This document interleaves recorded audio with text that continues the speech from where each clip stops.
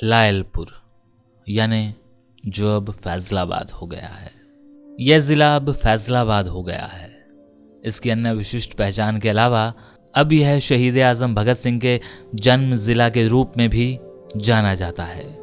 अंग्रेजी राज के पुराने समय लायलपुर महज एक कैनाल कॉलोनी था, जिसका नामकरण एक ब्रिटिश गवर्नर लायल के नाम पर किया गया था। विभाजन से पूर्व पूरे जिले में 30% आबादी हिंदुओं व सिखों की थी और दूसरी ओर लायलपुर शहर की कुल आबादी 69,930 में हिंदू सिख आबादी लगभग 62% थी। इस शहर में रहने वाले प्रदेश के सभी भागों से आए थे। तब यह माना जाता था कि लायलपुर पूरे प्रांत का सबसे अधिक योजनाबद्ध शहर था। शहर में अनेक कॉटन जिनिंग फैक्ट्रियां थी, वीविंग यूनिटों की भरमार थी। इनमें से ज्यादातर फैक्ट्रियों के मालिक हिंदू या सिख ही थे। इसे आज भी पाकिस्तान का मैनचेस्टर कहा जाता है। आबादी के अनुपात के आधार पर इस क्षेत्र के हिंदुओं एवं सिखों के वकीलों ने पंजाब सीमा आयोग को ज्ञापन दिया था कि इस क्षेत्र को भारतीय पंजाब में रखा जाए, मगर यह ज्ञापन कॉन्टिन्यूटी यानी निरंतरता के आधार पर रद्द कर दिया गया। वैसे यहां से हिंदुओं व सिखों के पलायन का सिलसिला मार्च में ही आरंभ हो गया था। वर्षों तक शायद 1990 के आसपास गुड़गांव के एक मुशायरे के समय बॉलीवुड के एक प्रख्यात शायर नक्श लायलपुरी से भेंट का अवसर मिला था। नक्श लायलपुरी अपने घर को कभी नहीं भूल पाए थे। उन्हें इस बात का भी मलाल होता था कि उनके अच्छे भले शहर को 1977 में सऊदी अरब के शाह फैजल के कुछ पाकिस्तानी नेताओं की प्रगाढ़ दोस्ती के आधार पर लायलपुर से फैजलाबाद कर दिया गया। तब मकसद यह भी था कि इसी बहाने से सऊदी अरब का शाही परिवार कुछ ज्यादा पूंजी निवेश भी करेगा, यानी इन्वेस्टमेंट, और विकास का सिलसिला जोर पकड़ेगा। यहाँ के लोगों का सऊदी अरब में आना जाना भी बढ़ गया। बाद में इसका महत्व बढ़ाने के लिए इसे 3 जिलों फैजलाबाद, झंग और टोबा टेक सिंह के आधार पर डिवीजन का रूप दे दिया गया। स्वाधीनता प्राप्ति के पश्चात की भारतीय पीढ़ी टोबा टेक सिंह का नाम मंटो की एक कहानी के केंद्र बिंदु के रूप में ही जानती है। आज मंटो वाला टोबा टेक सिंह एक भरा पूरा जिला है।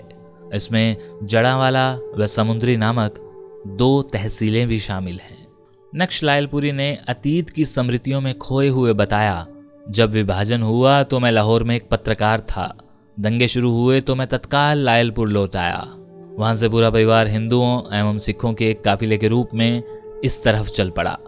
उन दिनों हालात इतने भयावह थे कि परिवार के पास खाने का भी कुछ नहीं था। मैं जोखिम उठाकर रास्ते के गांव में चला गया। मैं तब डरा हुआ था कि कहीं गलत लोगों से मदद ना मांग लूं, मगर शख्स इनायत अली के घर से मैंने मदद मांगी। वह भला और मानवीय गुणों वाला शख्स था। उसने दूध, आटा, सब्जियां और गुड़ और भुने हुए चने का इतना सामान दे डाला कि पूरा परिवार 2-4 दिन काट सकता था। रास्ते में दंगाइयों के 4 बार हमले हुए, मगर काफिले में शामिल कुछ सशस्त्र सिख जवानों ने सभी को भगा दिया। हम पहले दिल्ली आए, वहां पुराना किला के शिविर में कुछ समय बिताया। लायलपुर से सीमा पार करते समय तक लाशों के जितने अंबार मैंने देखे, उन्होंने मानवीय तकाजों को हिलाकर रख दिया। मुझे सबसे बड़ी तकलीफ इस बात की भी थी कि दंगाइयों में ऐसे लोग भी शामिल थे जिन्हें फक्र से कभी हम अपना कहा करते थे। इस शहर की कुछ बातें खास तौर पर याद आती हैं। मेरा लायलपुर अपने वक्त में उद्योगों वाला शहर था। अब भी जब वहाँ की कुछ खबरें मिलती हैं तो अनायास ही छाती चौड़ी होने लगती है। वैसे बुजुर्ग बताते थे कि लायलपुर की स्थापना 18वीं सदी में हुई थी। तब जंगली कबीलों का यहाँ बोलबाला था। वे बेहद स्वाभिमानी किस्म के कबीले थे, मगर अपनी जड़ों से प्यार करते थे। हरियाली व खेती यहाँ के लोगों की मुख्य पहचान थी। नक्श लायलपुरी को फक्र था कि इसी मिट्टी की महक से शहीद आजम सरीखा लाल पैदा हुआ था। लायलपुर में साझेदारी व करीबी रिश्तों का जिक्र करना जरूरी है। अब तक भारतीय पंजाब में विर्क और गिल पंजाबी जट्टों के ही गोत्र माने जाते हैं, मगर मुस्लिम जट्टों में भी यही दोनों गोत्र मिलते हैं, जिसके बारे में नश्तर सिंह बताते हैं कि मैं लायलपुर तहसील के चक 275 में पैदा हुआ था। हमारे गांव में कुछ मुस्लिम तेली ही उस समुदाय से थे। मगर उनके पास जमीनें नहीं थी। हमारा काफिला लायलपुर से पलायन करने वाला पहला काफिला था।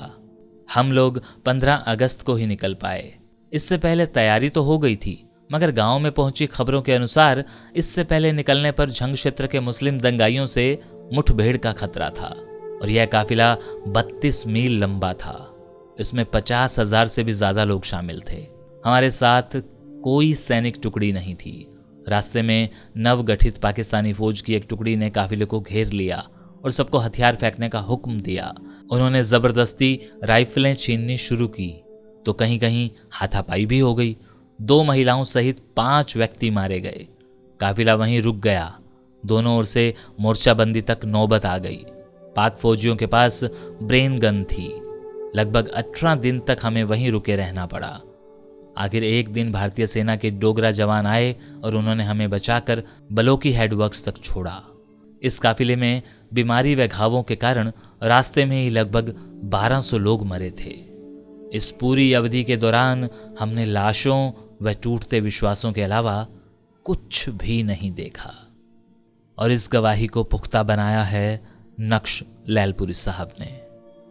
और हाँ, हमेशा की तरह यह आर्टिकल भी डॉक्टर चंद्रत्रिका साहब की कलम से। शुक्रिया।